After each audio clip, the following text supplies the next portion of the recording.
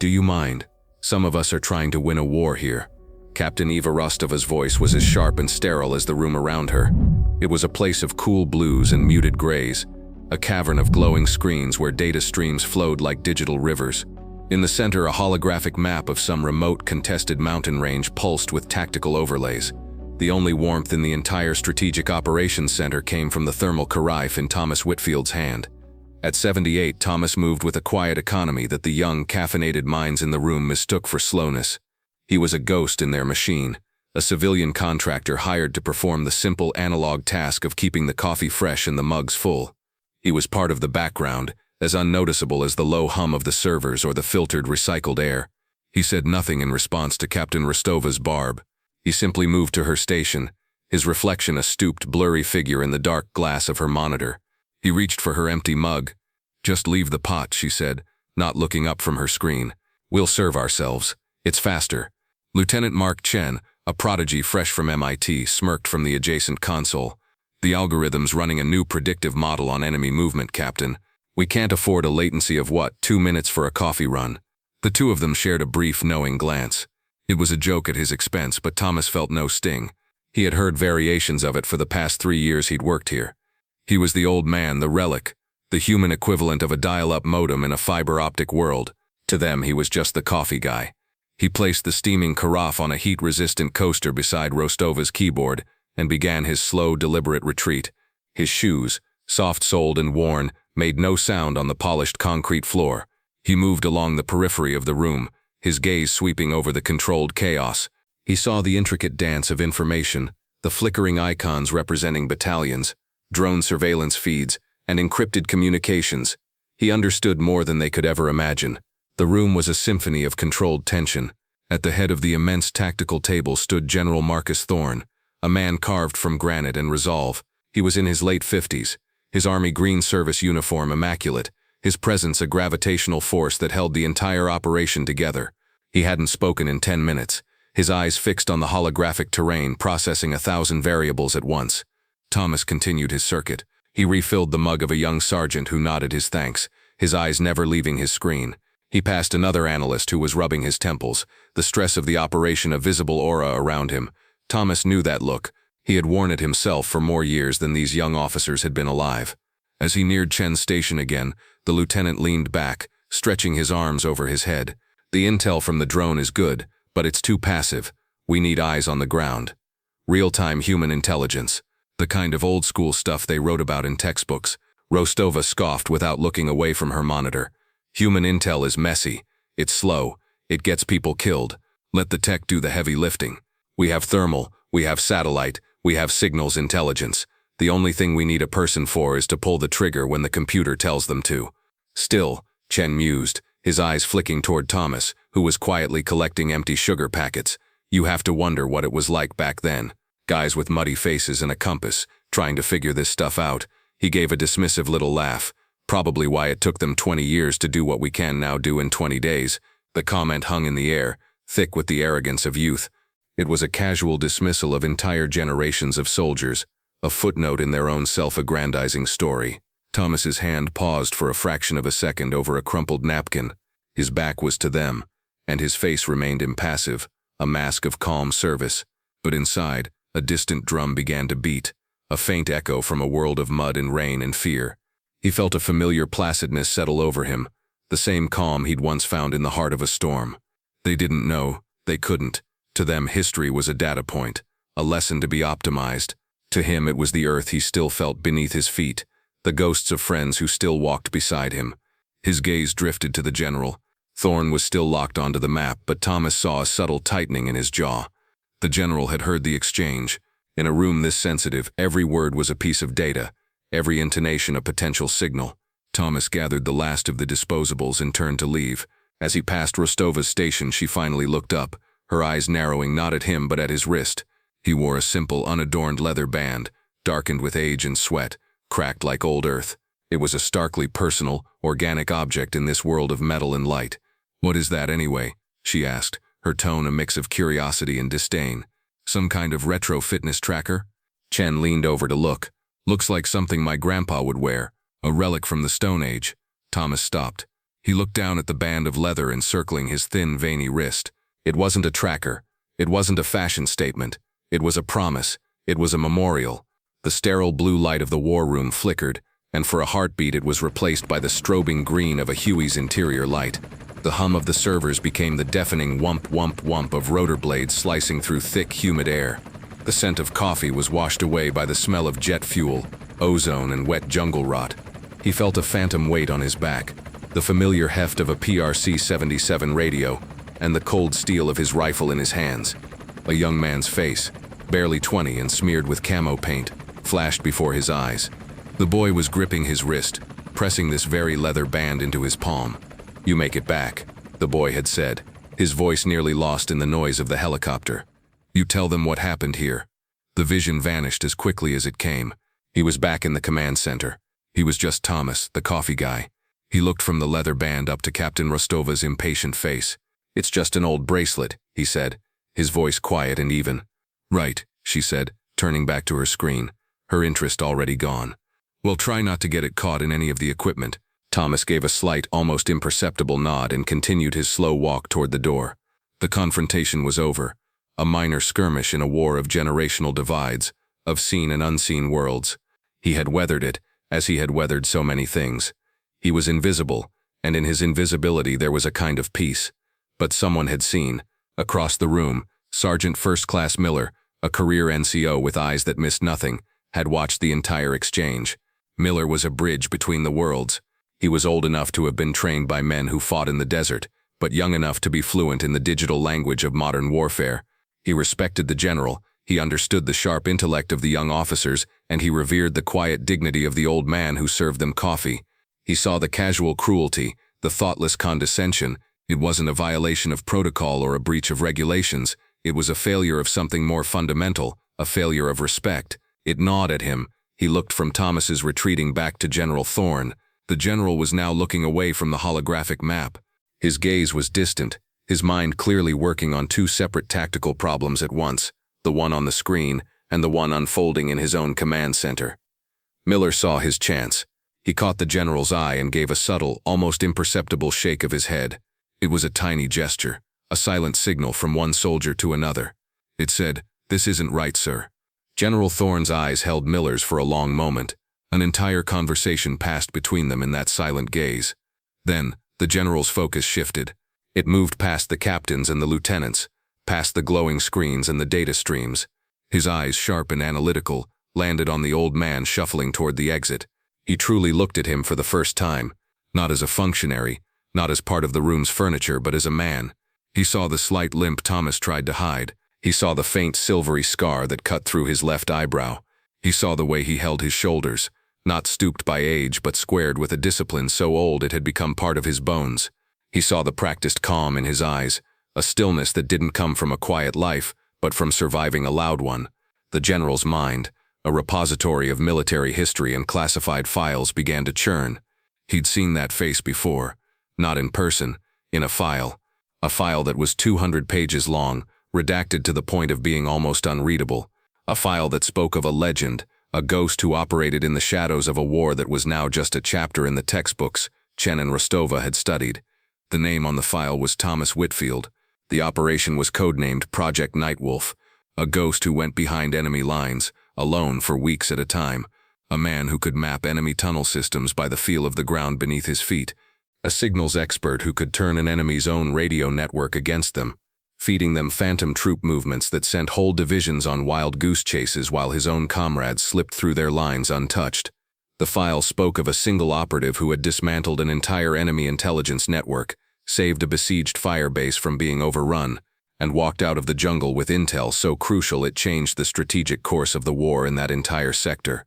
The file had a photo, a young man with old eyes, a faint scar cutting through his left eyebrow. General Thorne felt a jolt, as if a circuit had just been completed in his brain. The coffee guy, the old man with the quiet dignity. It was him, the architect of the very asymmetric warfare doctrine they were trying to implement on that holographic map, was standing right there, about to take out the trash. The revelation settled upon the general with the weight of a profound truth. He was standing in a room full of the most advanced military technology on the planet, surrounded by the brightest minds of a new generation, And the most dangerous weapon in the entire building was the one holding a plastic bag of used coffee filters. Just as this realization dawned, the final act of the drama played out. Rostova, frustrated by a piece of conflicting data on her screen, gestured impatiently with her hand, knocking over the half-full mug she had ignored. Hot coffee splashed across her datapad and onto the floor.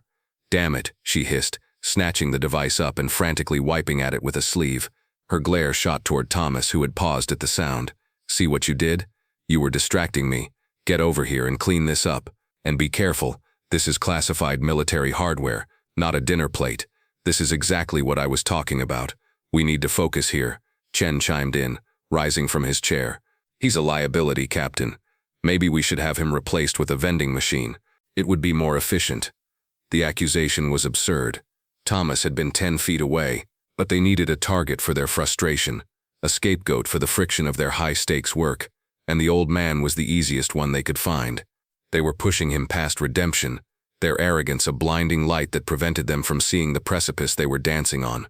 Thomas turned, his face a canvas of tired patience. He started to walk toward the spill, ready to perform this final humbling task, but he never made it.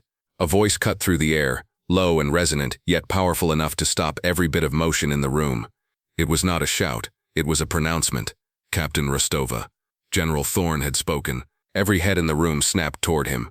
The hum of the servers suddenly seemed deafening in the absolute silence that followed. Rostova froze, her hand hovering over her damp datapad. The general took 2 steps forward, away from the tactical table. His eyes were not on Rostova, they were locked on Thomas. He looked at the old veteran with an expression of profound, almost reverent respect. The entire power dynamic of the room tilted on the axis of that single look. He took another step, his polished shoes clicking on the floor.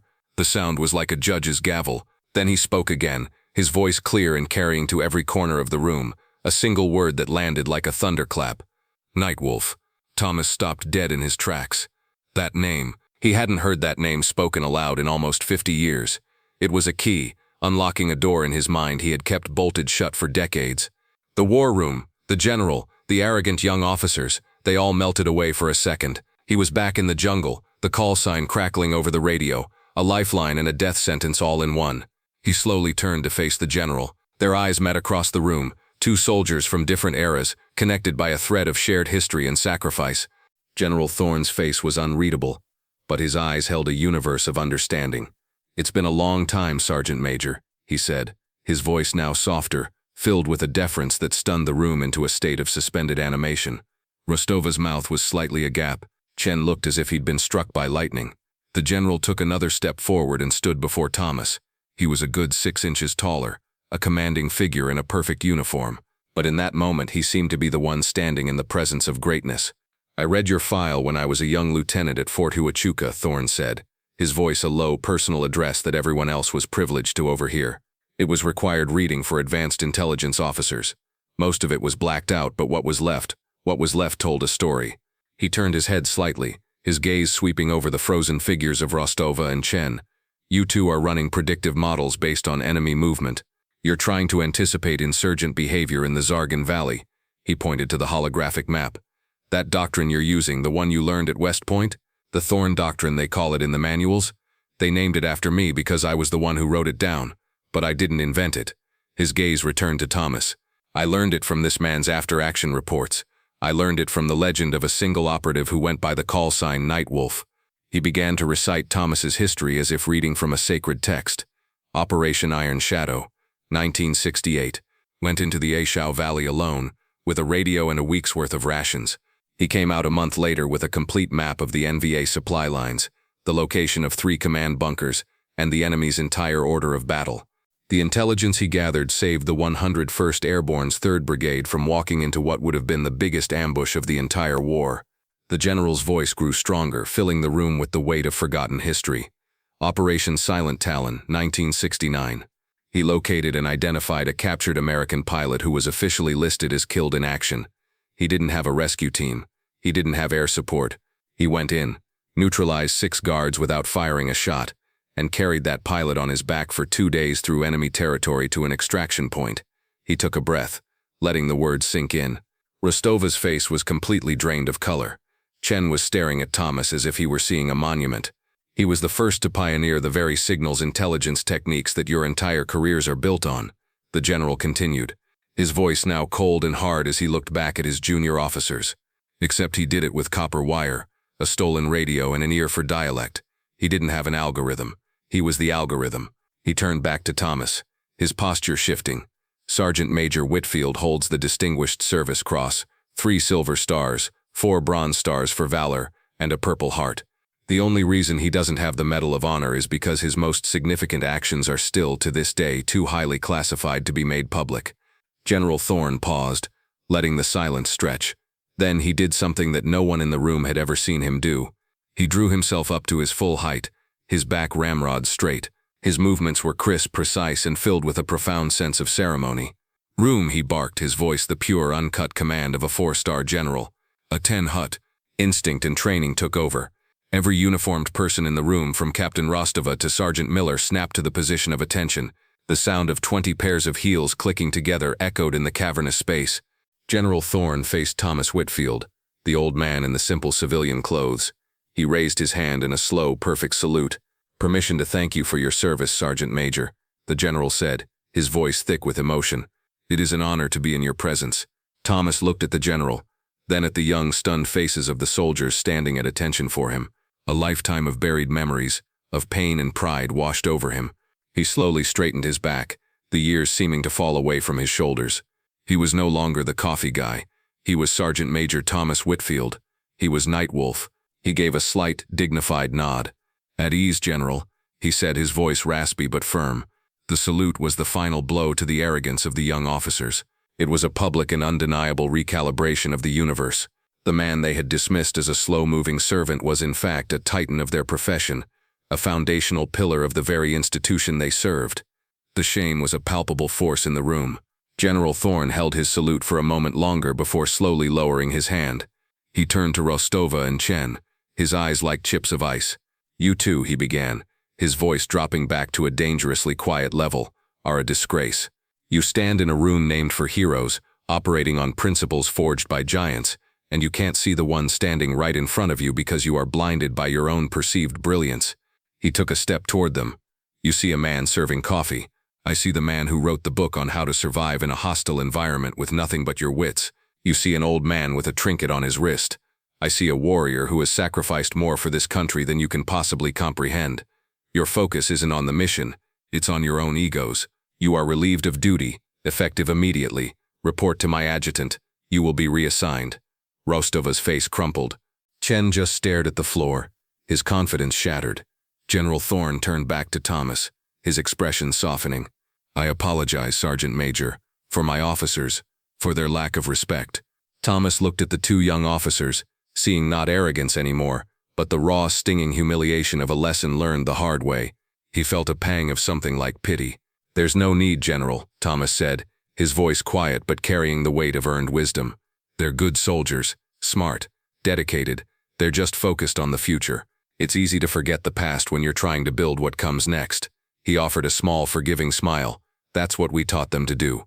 Look forward, always forward." His words, a gentle absolution, seemed to cut deeper than the general's rebuke. It was a lesson in grace from a man who had every right to be bitter. As he spoke, his fingers unconsciously brushed against the worn leather band on his wrist. The image from before returned, but this time, it was complete. He was in the belly of that Huey, the rain lashing down. The soldier beside him, a young radio operator from Ohio named David, was pressing the leather band into his hand. It was a good luck charm David's father had given him. "You make it back, Tom," David had said over the roar of the rotors. "You tell them what happened here." Moments later, on the landing zone, a mortar round had screamed in. Without a thought, David had thrown himself on top of Thomas, pushing him into the muddy earth. The world had exploded in a shower of shrapnel and fire. When the smoke cleared, David was gone, and the leather band was clenched tight in Thomas's fist. It wasn't a good luck charm. It was the last piece of a friend who had given his life for him. It was a reminder that the mission, the future, was always built on the sacrifices of the past. That was the moral. That was the wisdom he carried. The fallout was swift and decisive. Captain Rostova and Lieutenant Chen were not just reassigned. They were sent to the U.S. Army Combined Arms Center at Fort Leavenworth. Their new duty was in the archives, managing the digitization of historical after-action reports from conflicts dating back to the Korean War. Their punishment was not to be demoted, but to be educated.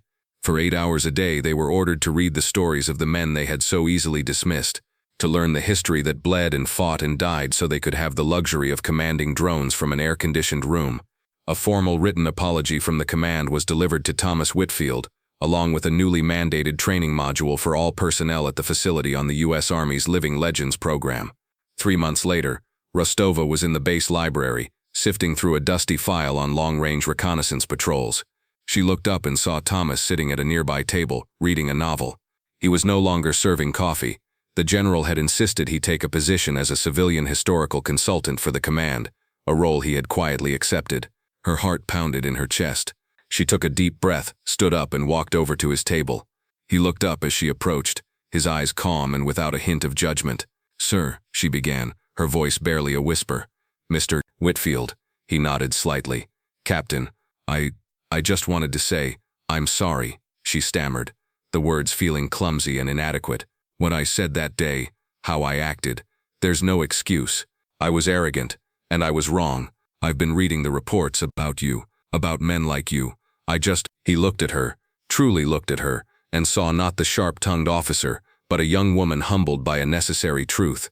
"We all have lessons to learn, Captain," he said, his voice gentle. "The important thing is that we learn them. The past is not there to be worshipped, it is there to be understood, so we can build a better future." He offered a small smile. "Keep reading. The answers are all in there." She nodded, a lump forming in her throat. "Thank you, sir." She walked away feeling not just forgiven, but changed. The old man, the unassuming hero, had given her one last lesson, that true strength wasn't in knowing all the answers, but in having the humility to learn from those who had come before. If you were moved by this story of quiet valor, please like and share this video. And don't forget to subscribe to Veteran Valor for more stories about the unassuming heroes who walk among us. Your support helps us continue to honor their legacy.